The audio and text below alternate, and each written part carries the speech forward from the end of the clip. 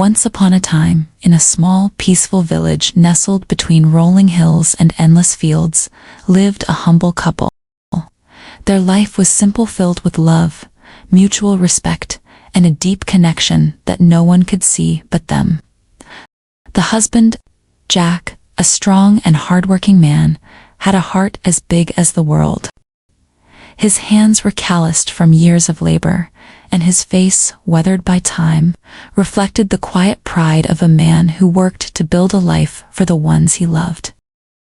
His wife, Tena, was a gentle and beautiful woman who found joy in the smallest of things. She loved the soft sound of the rain tapping against the window, the sight of a flower blooming in the garden, and the tender smile on her husband's face when he came home after a long day's work. Though their life was modest, it was filled with warmth, affection, and laughter that echoed through their simple home. They may not have had riches, but the love they shared was their greatest treasure, treasure no amount of wealth could replace. As time passed, the sun would rise, Jack would head out to the fields to work, and Tena would stay at home, tending to their modest household. It was a life they were content with, their hearts full, their spirits strong. They were poor by society's standards, but rich in the ways that truly mattered. Their little cottage, though plain, was warm with the light of their love, and the air always smelled of fresh bread baking in the oven and the wildflowers from the garden. They had everything they needed, and more. But one day, everything began to change. A new neighbor arrived in the village. His name was Richard, and he brought with him an air of sophistication that seemed to cast a shadow over the simplicity of the village. He was wealthy, with a grand house, fine horses, and jewels that sparkled like the stars in the sky. He carried himself with an arrogance that was hard to ignore. His arrival was the talk of the village, and soon everyone knew who he was. He made it his mission to stand out, to draw the eyes of the villagers. He was a man who reveled in his wealth, constantly showing off his expensive possessions and boasting about the luxuries that surrounded him. Richard, with his charm and charisma, couldn't help but notice Tena. She was unlike the women he had known in the city. Her beauty was not the loud kind, but quiet, graceful, and pure. She wore her kindness like a veil that made her seem untouchable, a mystery he was eager to uncover. He found himself drawn to her, intrigued by her simplicity. Her smile was like the first light of dawn, warming everything in its path, and her laughter was like music, soft and unpretentious. Her grace was like a flower that bloomed in the harshest of conditions. He watched her from a distance, admiring her movements, the way she carried herself, the kindness in her eyes. A woman like her, he thought, deserves more than this humble life. She should have all the luxuries the world can offer. Why is she living in such a small house with a man who has nothing to offer her but hard work?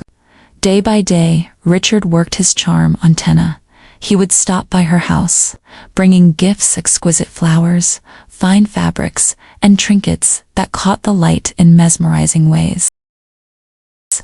He'd tell her stories of grand cities, places where people lived in luxury, where jewels sparkled and the streets were lined with gold. "You deserve all of this and more," he would tell her. "Your husband is a good man, but he doesn't see your worth. He works hard, but he cannot give you the life you deserve. You should be treated like a queen." At first, Tena laughed off his words.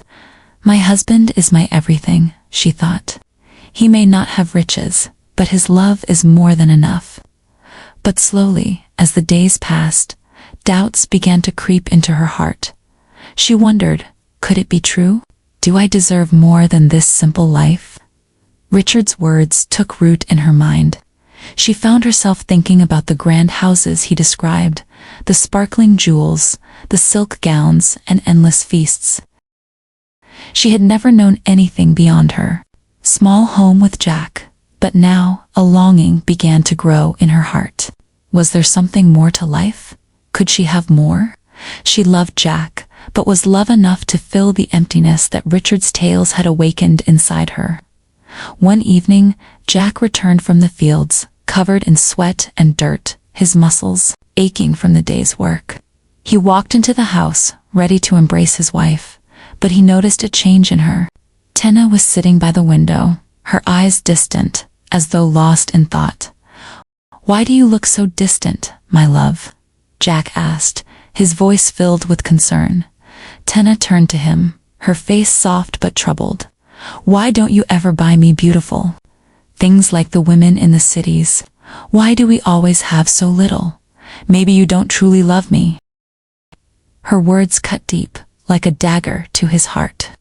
He had always believed their love was enough, that nothing else mattered. But now she seemed dissatisfied. He had never wanted to give her anything less than the world, but he had always felt that love was the greatest gift he could offer. "I do love you," he said, his voice barely a whisper.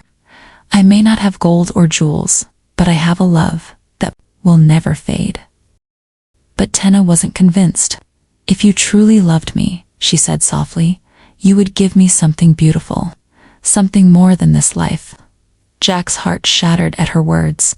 He lay awake that night, unable to sleep, tormented by the thought that his love might not be enough. He spent hours tossing and turning, trying to figure out how to make things right. "What more can I give her?" he wondered.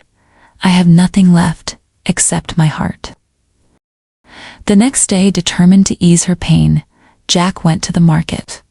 With the little money he had saved, he bought Tena a beautiful dress, one made of rich fabric that shimmered in the light.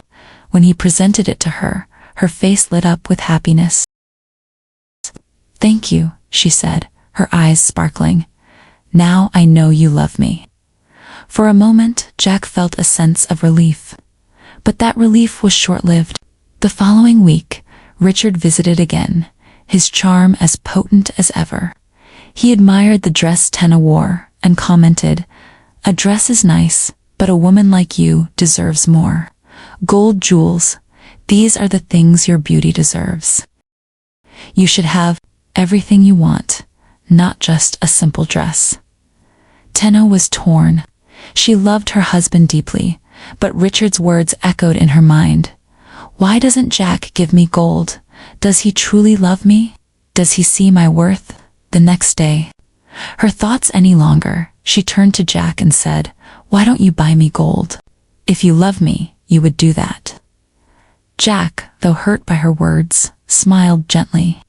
He went to the market once more, determined to show her his love in the way she wanted.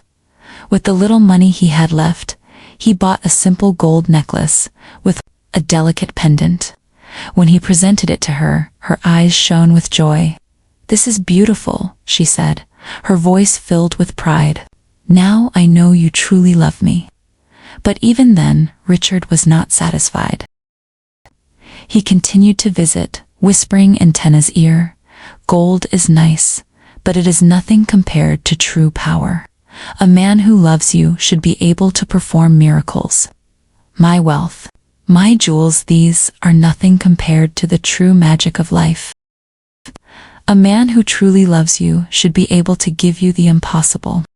Tena, now in deep inner conflict, began to believe him. "Can Jack perform miracles?" she wondered. "Is he truly capable of giving me everything I desire?" Her inner turmoil grew stronger by the day. She started questioning everything. Was Jack enough? Was his love truly all she needed? Could there be more out there for her? Could there be a man who could give her everything Richard had promised? That evening, Jack returned home, his body weary from a long day's work. He found Tena sitting by the window, her eyes filled with longing. "I want more," she said, her voice trembling. "I want a miracle. I want someone who can give me the impossible." Jack's heart sank. He couldn't understand. "I have nothing left to give you. How can I perform miracles? All I have is my love for you." Determined to prove his love, Jack went to the edge of the village the next day. There, an old man appeared before him, clothed in rags. The old man's eyes gleamed with strange wisdom as he spoke. I have a gift for you. These 2 sticks hold the power to create miracles. The first turns any living creature into a donkey. The second restores them back to human form. But be careful. True miracle lies not in the magic, but in the choices you make. Jack, unsure but desperate, took the sticks and returned home. He decided to use their power to teach Richard a lesson. The next day, Tena, still under Richard's influence, used the first stick on him, and to her shock, he transformed into a donkey. She led the donkey through the village, where Jack waited for her. As the donkey worked the fields, carrying heavy loads, Tena began to realize just how much the rich man had taken from her. The peace of mind, the quiet love, the simple joys of life. Days passed, and as Jack and Tena spent more time together, their bond grew stronger than ever. They laughed together, shared stories, and remembered the simple joys of their life. One morning, Jack used the second stick to turn the donkey back into Richard. The rich man was now a broken, humiliated shell of the man he once was. He knelt before them, his eyes filled with regret. I see now, Richard said, his voice cracked, that true love cannot be bought or manipulated. I have lost everything in my pursuit of what was never mine. Jack smiled, his heart full of wisdom. Love is not about gold, jewels, or magic. It is about loyalty, respect, and kindness. These are the true treasures of life. Richard, humbled and ashamed, left the village and never returned. Jack and Tena, now stronger than ever, continued their simple, happy life. They never needed anything more than each other, for their love was the greatest miracle of all. In their hearts, they knew the most powerful truth of all. Love is the greatest gift of all. The end. Thanks for watching. Subscribe for more interesting stories to learn English more quickly. See you in the next video.